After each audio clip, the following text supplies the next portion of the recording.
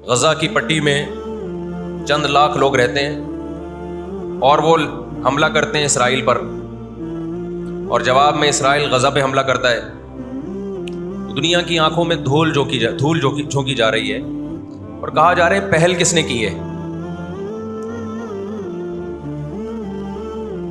مغربی میڈیا جو ظلم دکھا رہا ہے نا اس وقت فلسطین میں جو ظلم ہو رہا ہے، حالانکہ وہ بہت کم دکھا رہا ہے، وہی انسان کے ہوش اڑانے کے لیے کافی ہے.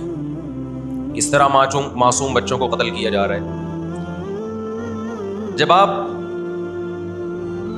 ان لوگوں سے پوچھتے ہیں کہ یہ اسرائیل کیا کر رہا ہے، تو جواب میں کہتے ہیں کہ پہل کس نے کی ہے. شاعر کا ایک شعر ہے نا، وہ قتل بھی کرتے ہیں تو چرچا نہیں ہوتا، ہم آہ بھی کرتے ہیں تو ہو جاتے ہیں بدنام. یہ پہل غزہ کی طرف سے نہیں ہوئی ہے، یہ فلسطینیوں کی طرف سے نہیں ہوئی ہے. ہم نے دنیا میں بڑے بڑے منجن بکتے ہوئے دیکھے ہیں. مجھے افسوس اس پر ہوتا ہے، ہماری کرکٹ ٹیم انڈیا میں جب اس نے فلسطینیوں کے حق میں آواز اٹھائی تو بہت سے ہندوؤں نے ان کے خلاف احتجاج کیا. ساری دنیا کو معلوم ہے کہ اس جنگ میں صحیح کون ہے اور غلط کون ہے. ساری دنیا کو 2 اور 2 4 کی طرح معلوم ہے یہ بات. لیکن دنیا کی وہ عظیم طاقتیں جو صبح و شام ہمیں تہذیب سکھاتی ہیں، ہمیں دہشت گرد کہتے ہیں، ہمیں دنیا کا امن خراب کرنے والا کہتے ہیں، بار بار ہمیں تانا دیتے ہیں کہ اسلام تلوار سے پھیلا ہے، بار بار ہمیں دہشت گرد. اور چیکنگ کتنی ہوتی ہے جب کوئی پاکستانی یا کوئی مسلمان جاتا ہے ان کنٹریز میں، کتنی زیادہ چیکنگ ہوتی ہے. آپ 40-50 سالوں کی تاریخ اٹھا کے دیکھو، آپ کو پتا چلے گا کہ یہ بڑی طاقتیں کیسے دنیا کی آنکھوں میں دھول جھونکنے کی کوشش کرتی ہیں. اتنا زبردست طریقے سے جھوٹ بولا جاتا ہے، اتنا زبردست، اور ایسا پروپیگنڈا کیا جاتا ہے کہ لوگ اس جھوٹ کو سچ سمجھنا شروع کر دیتے ہیں. مجھے اکثر ایک بات یاد آتی ہے جو میں اکثر اپنے بیانات میں بھی کہتا رہتا ہوں کہ اللہ تعالیٰ نے جو قیامت بنائی ہے نا، آخرت، بہت سے لوگ قیامت کے منکر ہیں نا، وہ کہتے ہیں مر کے مٹی ہو کے ختم ہو جاتے ہیں. سوال پیدا ہوتا ہے کہ دنیا میں اتنا کچھ غلط ہو رہا ہے کہ اگر اللہ نے انسانوں کو مار کے مٹی کر کے ختم کرنا تھا اور حساب و کتاب کا کوئی دن نہیں ہے، پھر معاذ اللہ سے بڑا دنیا میں کوئی ظالم نہیں ہے. سب سے بڑا الزام اس خدا پہ ہے جس نے اس کائنات کو بنایا کہ اللہ دنیا میں مظلوموں کو پوچھنے والا کوئی نہیں ہے، تو آخرت میں بھی اگر حساب نہیں ہے تو پھر اللہ میں اور آج کی بڑی طاقتوں میں، ظالم حکمرانوں میں فرق کیا ہو گیا؟ بتاؤ دنیا میں پورا حساب ہوتا ہے کیا؟ اس وقت دنیا میں 2 بڑی طاقتیں ہیں جو اس وقت تیسری ورلڈ وار کی طرف دنیا کو لے کے جا رہی ہیں.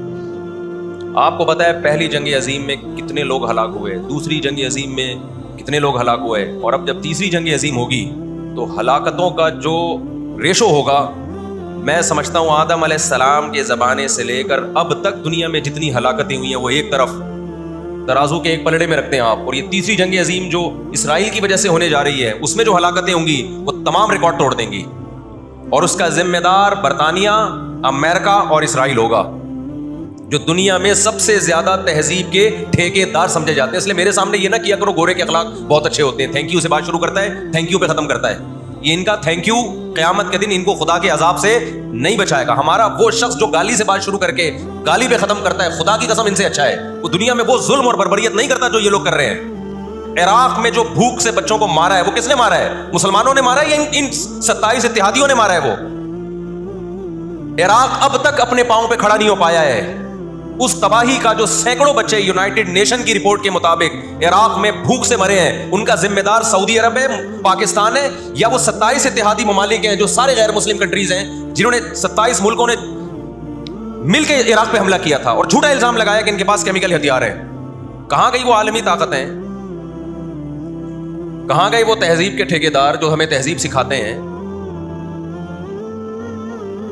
ساری دنیا ایک بات جانتی ہے کہ 18ویں 20ویں صدی سے پہلے مکمل فلسطین یہ کس کے پاس تھا؟ بولو بھائی.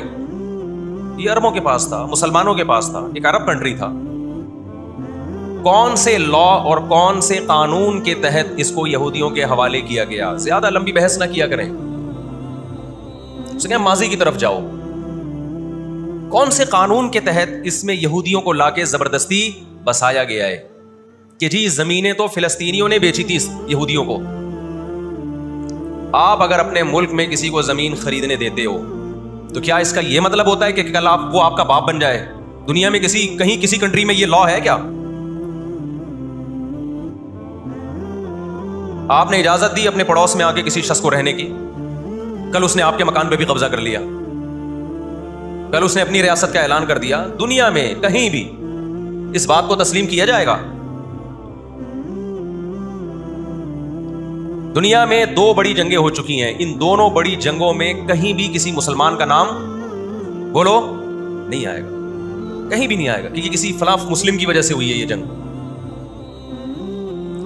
اور اب تیسری جنگ عظیم کی طرح, اور یہ جنگ ہوگی, یہ ذہن میں رکھیں, کیونکہ فلسطینی کسی قیمت پہ بھی یہودیوں کا تسلط فلسطین میں برداشت نہیں کریں گے. They fight to die. وہ لڑ کس کے لیے رہے بھائی؟ بولو, موت کے لیے. جو موت کے لیے لڑتا ہے اس کو تو زمین چاہیے ہی نہیں, اس کو اپنا فرض ادا کرنا ہے. بھائی نہیں ہو سکتا, یہ نہیں ہو سکتا. اگر آپ فلسطینیوں کو دبانے کی کوشش کرو گے کہ جنگ کے زور سے ہم ان کو دبا کے ان پہ تسلط قائم کر لیں, تو 60-70 سال سے زیادہ عرصہ ہو گیا جنگ کے ذریعے ان پہ کنٹرول کرنے کی. اب تک کنٹرول, یہ 60 سال کا عرصہ بہت ہوتا ہے. اور اس میں آپ یہ نہ دیکھیں کہ چند یہودی تھے, چند ہزار یا چند لاکھ. اس کے پیچھے بہت بڑی طاقت جس کو امریکہ کہا جاتا ہے, اس طاقت کا بھرپور استعمال, اس کی مکمل سپورٹ کے بغیر کے باوجود بھی اب تک فلسطین پر مکمل کنٹرول نہیں ہوا ہے. انہیں کیا مل رہا ہے ان فلسطینیوں کو بھائی؟ آج وہ اسرائیل کے سامنے ہتھیار ڈال دیں, اسرائیل ان کو نیشنلٹی بھی دے گا, اسرائیل وہ لگژری لائف ان کو دے گا جس کا میں اور آپ تصور بھی نہیں کر سکتے.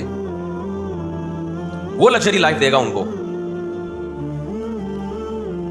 لیکن وہ کسی قیمت پہ بھی آمادہ نہیں ہوگا.